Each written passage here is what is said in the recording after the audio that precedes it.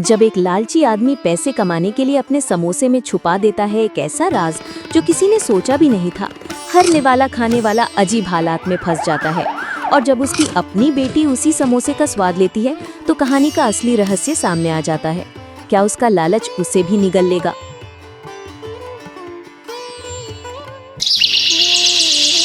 बहुत समय पहले आनंदपुर नाम के एक छोटे से शहर में विक्रम की एक छोटी सी समोसे की दुकान थी। विक्रम के बनाए समोसे अपनी खास चटनी और मसालेदार स्वाद के लिए पूरे शहर में मशहूर थे। लोग दूर दूर से उसकी दुकान पर आते थे, जिससे दिन भर ग्राहकों की भीड़ लगी रहती थी। लेकिन विक्रम बहुत ही लालची इंसान था। वह हमेशा ज्यादा मुनाफा कमाने की फिराक में रहता था और अपने समोसों में घटिया चीजें मिलाकर उन्हें बेचता था। वह कई बार बासी आलू की पिट्ठी और कई दिनों तक एक ही तेल का इस्तेमाल करता था। बेटा विक्रम, आजकल तुम्हारी दुकान पर समोसों की बहुत ही बढ़िया खुशबू आ रही है। खुशबू क्यों नहीं आएगी पंडित जी? आज मैंने समोसे बनाने के लिए सबसे ताज़ी पिट्ठी और बढ़िया मसालों का इस्तेमाल किया है। अच्छा, अगर ऐसी बात है तो मेरे लिए जल्दी से 2 गर्मा-गर्म समोसे लगा दो। आज सुबह से कुछ खाने को नहीं मिला है, पेट में बहुत तेज गुड़गुड़ हो रही है। पंडित जी, समोसे खिलाने से पहले मैं आपको बता दूं कि आज से मैंने समोसों का दाम बढ़ा दिया है। अब एक समोसा 10 रुपए की जगह 15 रुपए का हो गया है। क्या? ये तुम क्या कह रहे हो बेटा? लेकिन मेरे पास तो सिर्फ 10 रुपए ही हैं। क्या मुझे 10 रुपए में 2 समोसे नहीं मिल सकते? नहीं पंडित जी, बढ़ती महंगाई के कारण मजबूरन मुझे अपने समोसों का दाम बढ़ाना पड़ा। अगर आपके पास 15 रुपए नहीं है तो मैं आपको समोसे नहीं दे सकता। निराश होकर पंडित जी जाने लगे। तभी विक्रम के दिमाग में एक और लालची विचार आया। अरे, मैं तो भूल ही गया, मेरे पास कल रात के कुछ बासी समोसे पड़े हैं। एक काम करता हूं, वह बासी समोसे पंडित जी को 10 रुपए में ही दे देता हूं। वैसे भी वह समोसे मेरे किसी काम के तो हैं नहीं और मुझे बिना मेहनत के पैसे भी मिल जाएंगे। विक्रम ने तुरंत पंडित जी को आवाज दी।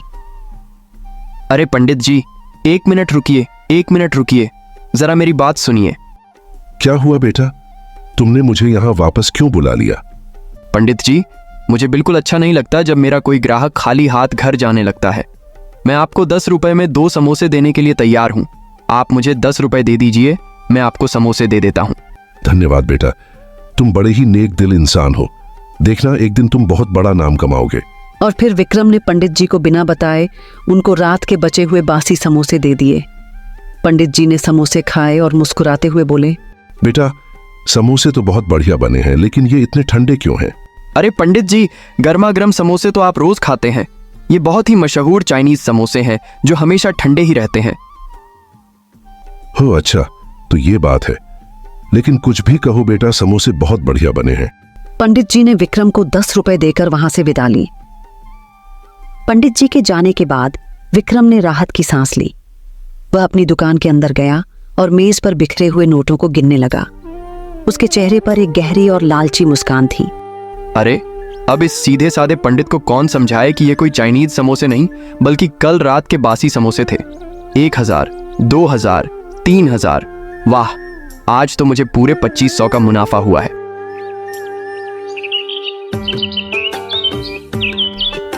क्या हुआ जी? आज आप इतने खुश क्यों लग रहे हैं? क्या आज कमाई अच्छी हुई है? अरे, तुम्हें क्या बताऊं भाग्यवान, आज मैंने एक बूढ़े व्यक्ति को ऐसा उल्लू बनाया कि वह समझ ही नहीं पाए कि समोसे ताजे थे या बासी। आप क्या कहना चाहते हैं? मैं कुछ समझी नहीं। भाग्यवान, आज मैंने उस पंडित जी को कल रात के बासी समोसे खिला दिए।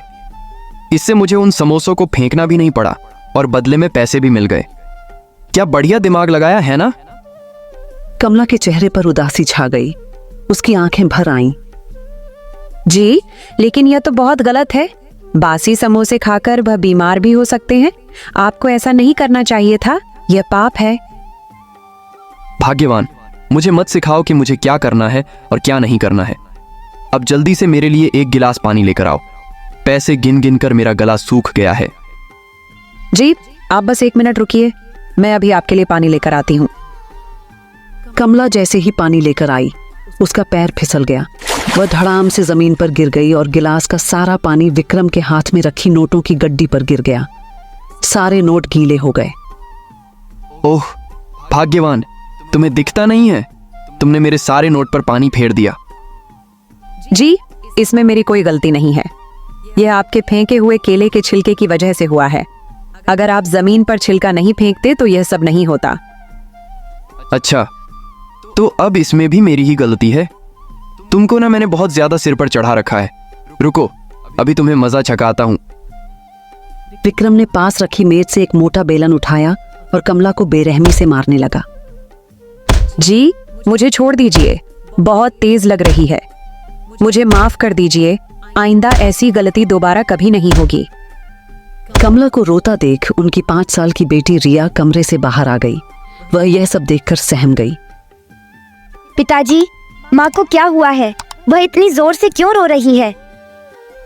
कुछ नहीं बेटा, तुम्हारी माँ अभी आते वक्त जमीन पर गिर गई थी, जिसके कारण उसके पैर में चोट लग गई है।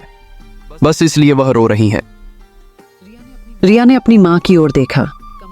कमला की आंखों में आंसू थे, लेकिन उसने अपनी बेटी के लिए दर्द छुपाने की कोशिश की। माँ, क्या पिताजी सच कह रहे हैं? हाँ बेटा, तेरे पिताजी सच कह रहे हैं। आते वक्त मेरा पैर फिसल गया था, बस इसी कारण मेरे पैर में चोट लग गई है। अब तुम जाओ और पढ़ाई करो, मैं अपने पैर में मरहम लगा लूंगी। ठीक है माँ, अपना ख्याल रखना। रिया अपने कमरे में पढ़ाई करने के लिए चली गई। उसके जाने के बाद विक्रम ने कमला को एक धमकी भरी नजर से देखा। खबरदार, अगर रिया को कुछ भी बताया तो, अगर कभी भी तुमने रिया के सामने अपना मुंह खोला तो मैं तुम्हें जान से मार दूंगा। कमला ने डर से सिर झुका लिया।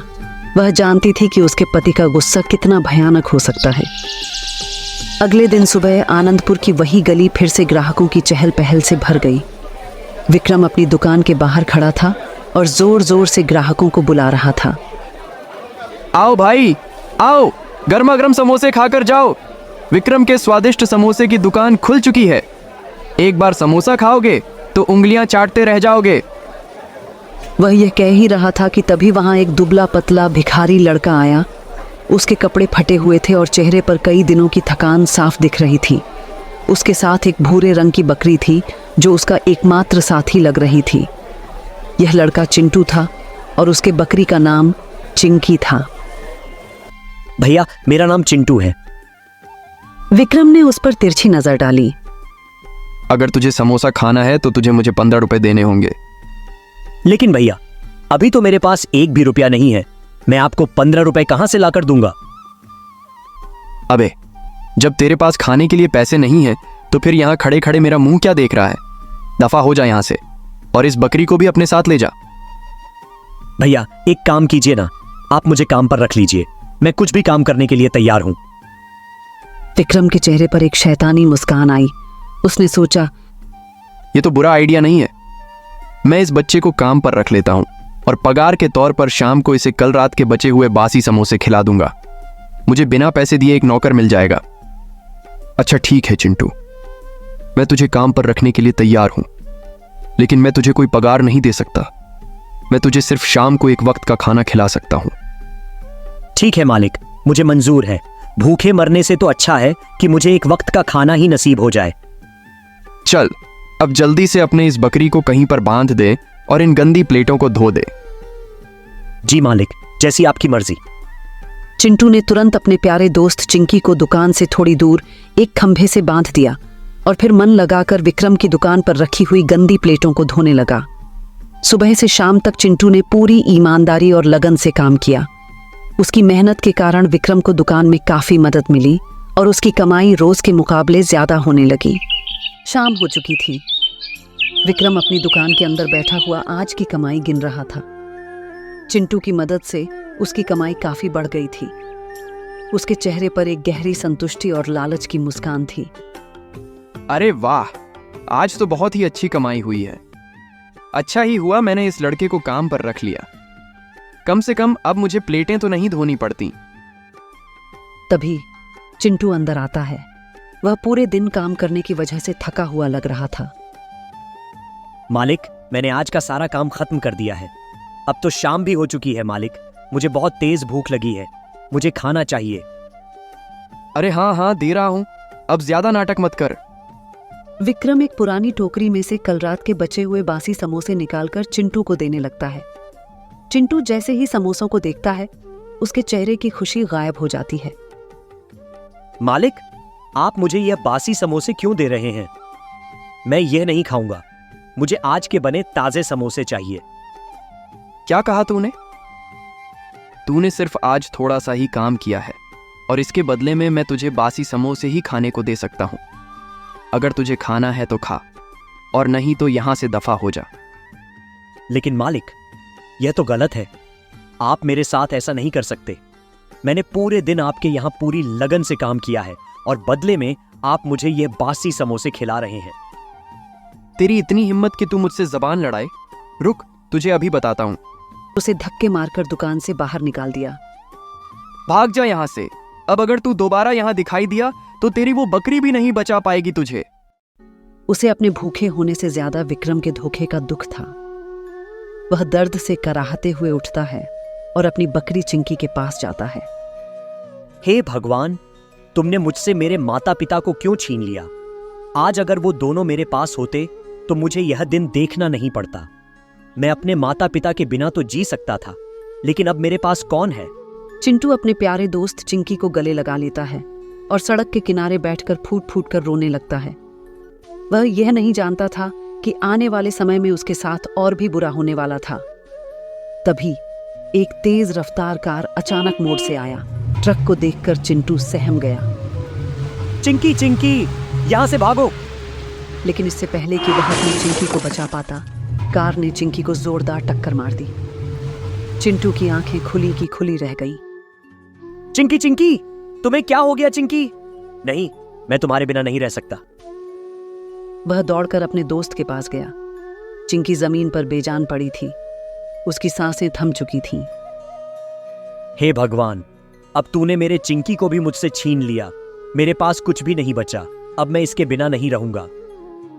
चिंकी के जाने के बाद ऐसा लगा जैसे चिंटू के ऊपर दुखों का पहाड़ टूट गया हो। वह सड़क किनारे बैठकर जोर जोर से रोने लगा।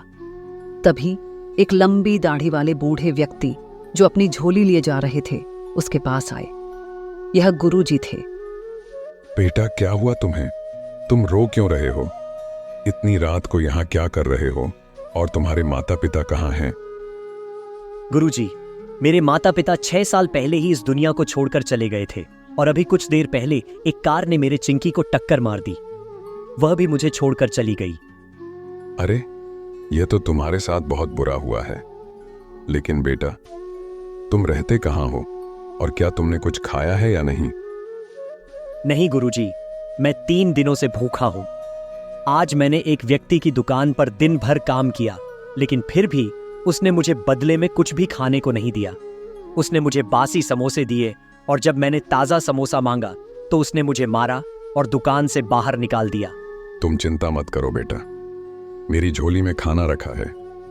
और रही बात उस व्यक्ति की, तो उसे उसके कर्मों की सजा अवश्य मिलेगी।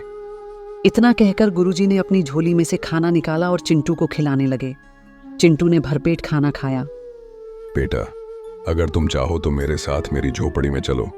आज से तुम मेरे साथ रहोगे। अब तुम्हारी परवरिश मैं करूंगा।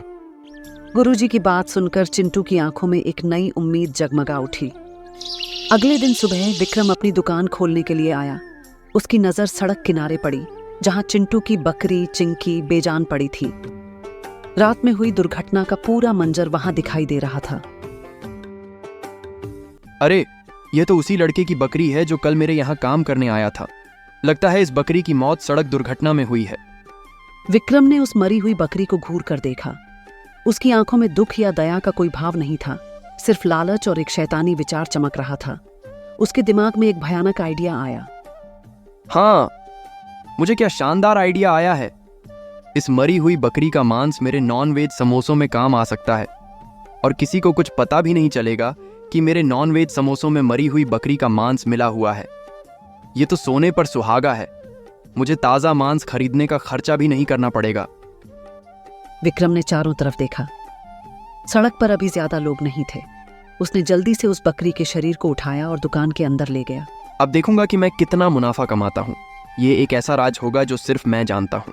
उसने मरी हुई बकरी के मांस को मसालेदार समोसे की पिट्ठी में मिला दिया और अब वह उन्हें ग्राहकों को बेचने के लिए तैयार था। उसने अपनी दुकान के बाहर खड़े होकर जोर जोर से ग्राहकों को बुलाना शुरू किया। आओ भाई लोग आओ, विक्रम की गर्मा गर्म और स्वादिष्ट समोसे की दुकान खुल चुकी है। एक बार समोसा खाओगे तो उंगलियां चाटते रह जाओगे। आओ भाइयों और बहनों, आज मैंने सभी ग्राहकों के लिए स्पेशल नॉन वेज समोसे बनाए हैं। विक्रम यह कह ही रहा था कि तभी वहां प्रकाश नाम का एक व्यक्ति आया।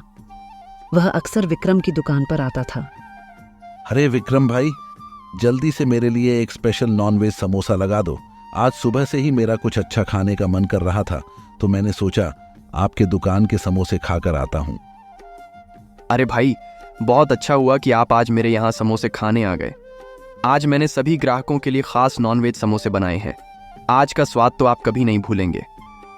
अच्छा, अगर ऐसी बात है तो जल्दी से मेरे लिए अपनी स्पेशल एक प्लेट नॉनवेज समोसे लगा दो। जी भाई, आप बस 1 मिनट रुकिए, मैं अभी आपके लिए स्पेशल नॉनवेज समोसा लगा देता हूँ। विक्रम ने प्रकाश को समोसे परोसे और प्रकाश ने खुशी खुशी उन्हें खाना शुरू किया। अरे वाह भाई वाह, क्या समोसे बनाए हैं आपने।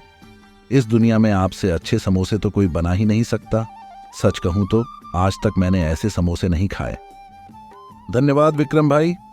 प्रकाश ने विक्रम को पैसे दिए और वहां से चला गया। सुबह से शाम तक विक्रम अपनी मरी हुई बकरी वाले समोसे बेचकर अच्छे पैसे कमाता रहा। उसने एक एक करके सारे समोसे बेच दिए और शाम को अपनी कमाई गिनने लगा। अरे वाह, आज तो मेरी बहुत अच्छी कमाई हुई है, लेकिन अभी भी मेरे पास कुछ समोसे बचे हुए हैं। शाम भी बहुत हो चुकी है, मुझे अब अपने घर चलना चाहिए। एक काम करता हूँ, इन बचे हुए समोसों को घर ले जाता हूँ। विक्रम उन बचे हुए समोसों को एक टोकरी में रखकर अपने घर की ओर चला जाता है। घर में घुसते ही उसकी पत्नी कमला ने उसका स्वागत किया। अरे, आप आ गए। हाथ मुंह धो लीजिए, मैं अभी आपके लिए खाना लगा देती हूँ। ठीक है भाग्यवान, लेकिन सुनो, रसोई घर में जो समोसे रखे हुए हैं उनको हाथ भी मत लगाना और ना ही उनको खाना। क्यों जी, क्या हो गया? तुमसे मैंने जितना कहा है तुम केवल उतना ही करो। खामखा दिमाग लगाने की कोई जरूरत नहीं है। ठीक है जी, जैसी आपकी मर्जी। कमला चुपचाप रसोई घर में चली गई। रात को विक्रम और घर के सभी लोग खाना खाकर सो गए। आधी रात हो चुकी थी। रिया को तेज भूख लगी। वह धीरे धीरे उठी। मुझे तो बहुत तेज भूख लग रही है, लेकिन अगर मैं माँ पिताजी को इतनी रात को जगाऊंगी तो बेवजह उनकी नींद खराब हो जाएगी। एक काम करती हूँ, मैं खुद ही रसोई में जाकर कुछ खा लेती हूँ। रिया दबे पांव रसोई घर में चली गई। उसने इधर उधर देखा। उसकी नजर उस टोकरी पर पड़ी जिसमें समोसे रखे थे। अरे वाह, लगता है पिताजी आज ये समोसे घर पर लाए हैं। एक काम करती हूँ, मैं इन्हीं समोसों को खाकर अपनी भूख मिटा लेती हूँ। रिया ने एक समोसा उठाया और खाने लगी। उसे नहीं पता था कि वह क्या खा रही है। वह इस बात से बिल्कुल अनजान थी कि उसके पिता ने उस समोसे में क्या मिलाया था। अरे वाह, इन समोसों को खाकर तो मजा ही आ गया। चलो अब जल्दी से सो जाती हूँ, वरना माँ पिताजी मुझे ढूंढते हुए यहाँ तक आ जाएंगे। रिया ने पूरी टोकरी खाली कर दी और मुस्कुराती हुई अपने कमरे में सोने चली गई। अजी, जल्दी उठिए, देखिए हमारी रिया को क्या हो गया है। क्या हुआ भाग्यवान, तुम क्या कह रही हो? हमारी रिया सुबह से 6 बार उल्टी कर चुकी है और वह बहुत कमजोर लग रही है। क्या? तुम क्या कह रही हो? विक्रम तुरंत रिया के पास गया। रिया दर्द से कराह रही थी और उसका सिर बहुत तेजी से दुख रहा था। पिताजी, मेरा सर बहुत दुख रहा है, मुझे चक्कर आ रहे हैं। हे भगवान, कहीं रिया ने उन समोसों को तो नहीं खा लिया? रिया के इतना कहते ही वह बेहोश हो जाती है। यह देखकर विक्रम और कमला बुरी तरह घबरा जाते हैं। वे तुरंत रिया को लेकर अस्पताल की ओर भागते हैं। अस्पताल पहुंचकर वे रिया को तुरंत डॉक्टर को दिखाते हैं। डॉक्टर साहब, मेरी बच्ची को बचा लीजिए। देखिए ना, इसे क्या हो गया है। सुबह से इसे उल्टी हो रही है और अब ये बेहोश हो गई है। आप लोग चिंता मत कीजिए, लेकिन आज सुबह से मेरे पास बहुत सारे ऐसे केस आ रहे हैं। मुझे लगता है इन सभी लोगों ने कुछ उल्टा सीधा खा लिया है। हमें आपकी बच्ची के पेट का तुरंत ऑपरेशन करना होगा, जिससे वह एकदम ठीक हो जाएगी। लेकिन ऑपरेशन के लिए आपको तुरंत 10 लाख रुपए अस्पताल में जमा करने होंगे। ठीक है डॉक्टर साहब, मैं अभी 10 लाख रुपए जमा करता हूँ, लेकिन मेरी बच्ची को बचा लीजिए। हम अपनी पूरी कोशिश करेंगे। डॉक्टर रिया का ऑपरेशन करने लगते हैं। विक्रम और कमला ऑपरेशन रूम के बाहर बेचैन होकर इंतजार करते हैं। विक्रम के चेहरे पर डर और पछतावे का भाव साफ दिखाई दे रहा था। वह मन ही मन प्रार्थना कर रहा था कि उसकी बेटी ठीक हो जाए। कुछ घंटों बाद ऑपरेशन खत्म हो गया और डॉक्टर ऑपरेशन रूम से बाहर आ गए। तभी 2 पुलिस इंस्पेक्टर वहां आते हैं। डॉक्टर साहब, हमें खबर मिली है कि आज सुबह से यहाँ फूड पॉइजनिंग से संबंधित कई केस आए हैं। क्या आप हमें इन मरीजों की रिपोर्ट दिखा सकते हैं? हाँ इंस्पेक्टर साहब, ये देखिए। डॉक्टर की यह बात पास ही खड़े कुछ लोग सुन लेते हैं। वे इंस्पेक्टर अर्जुन के पास आकर कहते हैं, इंस्पेक्टर साहब, हमारे शहर में केवल यह आदमी ही समोसे बनाता है। जरूर इसी ने समोसों में कुछ मिलाया होगा। हाँ इंस्पेक्टर साहब, यह वैसे भी बहुत लालची आदमी है। जरूर इसी ने कुछ घोटाला किया है। क्यों विक्रम, क्या यह लोग सही कह रहे हैं? नहीं नहीं इंस्पेक्टर साहब, मैंने समोसों में कुछ नहीं मिलाया था। सच सच बता, वरना मैं तुझे जेल में डाल दूंगा। जेल का नाम सुनते ही विक्रम बुरी तरह डर जाता है। वह घुटनों के बल जमीन पर बैठ जाता है और इंस्पेक्टर और वहां मौजूद सभी लोगों को सब कुछ बता देता है। मुझे माफ कर दीजिए इंस्पेक्टर साहब, मुझसे बहुत बड़ी गलती हो गई। मैं ज्यादा पैसे कमाने के चक्कर में नॉन वेज समोसों में मरी हुई बकरी का मांस मिला दिया था। अरे, आप में थोड़ी सी भी शर्म है या नहीं? आपकी इस घिनौनी हरकत के कारण आज इतने सारे लोग मौत के मुंह में पड़े हैं। जी, आपको यह करते समय जरा सी भी शर्म नहीं आई? आज आपकी वजह से आपकी अपनी बच्ची भी मौत से लड़ रही है। मुझे माफ कर दो कमला, मुझे माफ कर दो। गलती तो तुमने की है, सजा भी तुझे बराबर की मिलेगी। कांस्टेबल रोहित, गिरफ्तार कर लो इसको। कांस्टेबल रोहित विक्रम को पकड़ लेता है। रिया, मुझे माफ कर देना बेटा। इंस्पेक्टर अर्जुन और कांस्टेबल रोहित विक्रम को पकड़ कर ले जाते हैं। अदालत ने विक्रम को उसके अपराध के लिए 10 साल की जेल की सजा सुनाई। उसकी लालच और क्रूरता ने उसे सब कुछ खोने पर मजबूर कर दिया, उसकी दुकान, उसका सम्मान और उसका परिवार। तो दोस्तों, इस कहानी से हमें यह सबक मिलता है कि लालच का अंजाम हमेशा बुरा होता है। इस पर आपकी क्या राय है, हमें कमेंट्स में ज़रूर बताइए। और ऐसी ही और दिलचस्प कहानियों के लिए चैनल को सब्सक्राइब और वीडियो को लाइक करना ना भूलें। जल्द ही मिलेंगे। धन्यवाद।